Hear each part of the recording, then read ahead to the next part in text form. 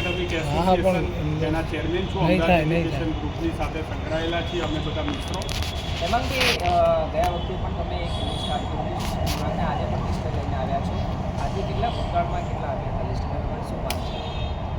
સૌપ્રથમ તો ગુજરાતની અંદર આજે વાલીઓ જે છે એ ટ્યુશનના માળના લીધે મધ્યમ વર્ગના વાલીઓ જે છે એ ટ્યુશનની તગડી ફી જે છે, જે સરકારી શિક્ષકો હોય કે ગ્રાન્ટેડ શિક્ષકો હોય, એ વિદ્યાર્થીઓને બ્લેકમેલ કરીને ટ્યુશન કરી રહ્યા છીએ. હકીકતમાં આરટીઈના કાયદા મુજબ અને ગુજરાતના અધિનિયમ મુજબ શાળાનો કોઈપણ શિક્ષક એ ટ્યુશન વેતન લઈને કે વેતન લીધા સિવાય શાળાની પ્રિમાઇસીસમાં કે શાળાની બહાર કે પછી કોઈપણ જગ્યાએ પોતે ટ્યુશન કરી શકતું નથી.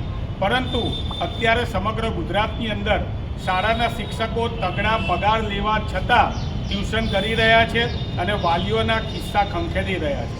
ગત તારીખ 3 જુલાઈના રોજ અમે લોકોએ ડીઈઓ કચેરીની અંદર આવેદનપત્ર આપ્યું હતું અને એક અઠવાડિયામાં અમે એની માહિતી માગી હતી, પરંતુ હજી સુધી અમને એના વિશે કોઈ સકારાત્મક પ્રતિભાવ મળ્યો નથી અને ટ્યુશનો હજી એ જ પ્રમાણે ચાલુ રહ્યા છે.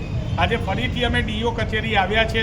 હજી એક તક આપીએ છીએ અધિકારીઓને, અને જે રીતે આ અધિકારીઓને અમે તક આપી રહ્યા છીએ એ તક જે છે એ આ છેલ્લી તક હશે. જે પ્રમાણે ભૂતકાળની અંદર તમે હમણાં તાજેતરમાં ઘટના જોઈ, પુલ તૂટ્યો અને પુલ તૂટ્યા પછી અધિકારીઓને સસ્પેન્ડ કરવામાં આવ્યા, એમ આ પણ બહુ ગંભીર ઘટના છે. આના માટે શું તંત્ર કોઈ વિદ્યાર્થી કે વાલી આત્મહત્યા કરે એની રાહ જોઈ રહ્યું છે?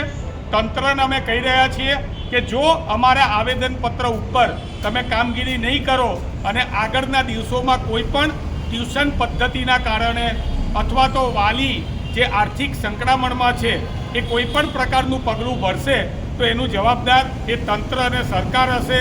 આજે અમે છેલ્લી વાર આવ્યા છે, નવા શિક્ષકોનું લિસ્ટ પણ આપેલું છે.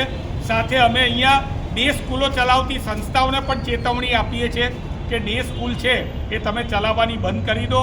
કરોડો રૂપિયાની ફી જે છે જીએસટી લીધા સિવાય તમે વસૂલો છો અને તમે બ્લેક મની ભેગું કરો છો.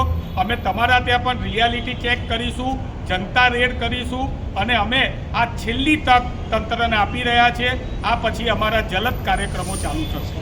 એમાં શું છે આ તમે જે લિસ્ટ આપી છે કે કયા પ્રકારના શિક્ષકો છે અને એ થોડીક ગુજરાતની અંદર અને ખાસ કરીને અમદાવાદની અંદર જે શાળાઓની શિક્ષકો ટ્યુશન કરી રહ્યા છે એનું આ બીજું લિસ્ટ. અમે પહેલું લિસ્ટ ગત 3જી તારીખે આપ્યું હતું 50થી વધારે શિક્ષકોનું. આજે ફરીથી બીજા 50થી વધારે શિક્ષકોનું લિસ્ટ આપી રહ્યા છીએ.